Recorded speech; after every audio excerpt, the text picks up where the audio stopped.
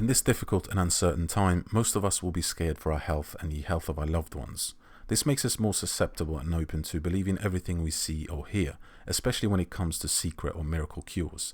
One such miracle cure, which has been making the rounds a lot lately on social media platforms like Facebook, Twitter and Instagram, is that CBD or medicinal cannabis can boost your immunity successfully against all viruses, including COVID-19. This kind of reminds me of the antioxidant vitamin craze that became popular during the 1970s and 80s, where you take cocktails with vitamin E, beta-carotene and vitamin C that were supposed to reduce the risk of heart disease, stroke and cancer, and were meant to delay the ravages of aging. I mean, just imagine that for a second, taking a pill to keep you from aging. It's the stuff you see in sci-fi movies, really. Who wouldn't want that? Then there was these so-called superfoods, soy and resveratrol, that could lower rates of heart disease and cancer. After that, there was the coenzyme Q10 craze, touted to prevent statin-induced muscle damage. But over the years, all of these antioxidant fads fell from grace because they found little backing from scientific study. But the CBD hype isn't a class by itself. It has gained a reputation as something of a cure-all. Its antioxidant, anti-inflammatory and analgesic properties have seen the cannabinoid and cannabis itself become a commonly suggested remedy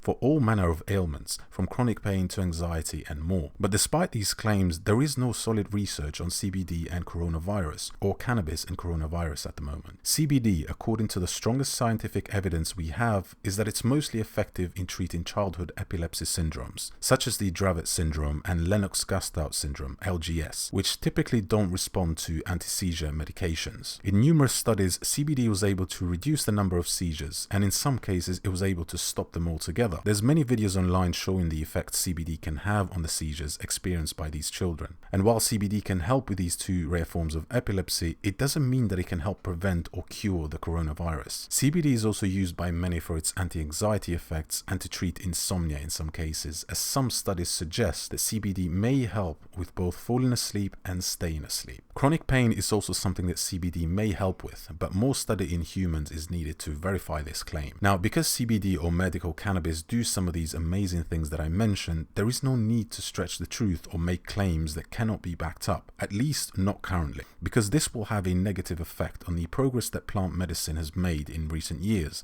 in gaining support and credibility through academic research and inquiry, partnering with the research and those physicians open-minded enough to consider them. We've made these types of claims before though, about how plants can cure diseases as far back as mid-19th century, where French and other physicians from the West claimed that hashish provided a heroic remedy in fighting the plague and cholera. During this time, cannabis was in fact more popular than it is today. There were many cannabis-based medicines, including edibles, which were being used to treat epidemic diseases such as the cholera and the plague, even though we didn't fully understand these diseases. The use of medicinal cannabis and hashish became so popular that in 1848, doctors in Paris were convinced by a physician named Alexander Wilhelmine to adopt hashish tincture as a treatment against cholera. But of course, it didn't stop the cholera outbreak that Paris experienced from December 1848 to December 1849, which took the lives of nearly 20,000 Parisians. So naturally, doctors lost faith in this supposedly miracle cure drug, and the drug became obsolete, eventually prohibited completely. We need to learn from this and not make the same mistake of grandiose claims that CBD or medicinal cannabis or other plants for that matter are miracle cures for everything, because they're not. These false claims can be dangerous and hurt rather than help the public health. I would urge many CBD and cannabis advocates that are claiming they boosted their immunity successfully against all viruses using the plant and recommending others do the same to be very careful with these claims and not use this pandemic as an opportunity to promote the medicinal qualities of their products, because it could lead to the plant being obsolete again like it was almost 200 years ago. And to you, the viewer, I would highly advise that if you do come across such claims, please be skeptical and beware of advertising hype on health products. I know some of these adverts and claims can seem very persuasive, especially during this uncertain and vulnerable time, but that still doesn't make them true. If you decide to take supplements, CBD or medicinal cannabis or any other supplements for that matter, remember that none of them have proven efficacy against COVID-19. Supplements are not strictly necessary and they pale in comparison to established preventative measures such as maintaining proper hygiene and social distancing. These should be your primary focus, as they're the best options we have right now for reducing the risk of spreading or contracting COVID-19. Also, do keep in mind that if you suspect you have COVID-19, do not rely on supplements or CBD to cure you. Contact a healthcare professional. Right now, the best way we can support our immunity is by eating a balanced diet, exercising regularly, getting enough sleep, and maintaining a healthy body weight, but most importantly, trying to manage stress.